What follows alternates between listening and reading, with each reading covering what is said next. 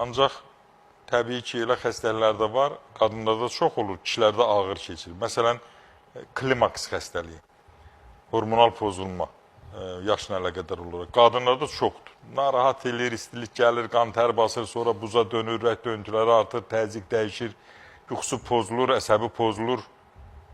Ancaq belə də o dəqiqədə müalicə eləndə yaxşı nəticə alırsan. Kişilərdə çox ağır keçir.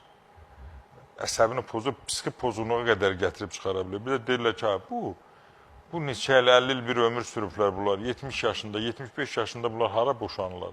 Başa düşmürlər bunların özündən asıldığı, həmin klimaks bunların əsəbini pozur. İnsanlar elə vəziyyətə gəlir, bir-birini görmək istəmir.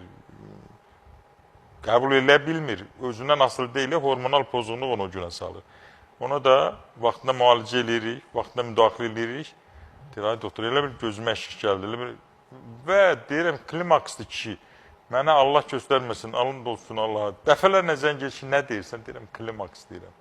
O nədir? Deyirəm, izah edirəm, axı, neçə dəfə izah edirəm gənə də. Çünki bilirsən, tibbi biliklər xeyli dərəcədə azdır, yaxşı olar. Qayında sağ olsun, Dünya TV-də Alo Doktor proqramı və digər tibbi proqramlar, eləcə də Tam Səmimi proqramında xeyli insanlara bilgi verilir. Digər proqramlar da var təbii ki, televiziya kanallarımızda.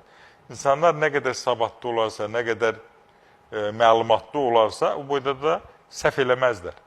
Ən azı öz həyatına, öz canına, öz sağlamlığına qarşı, ailəsinə qarşı, uşaqlarına qarşı.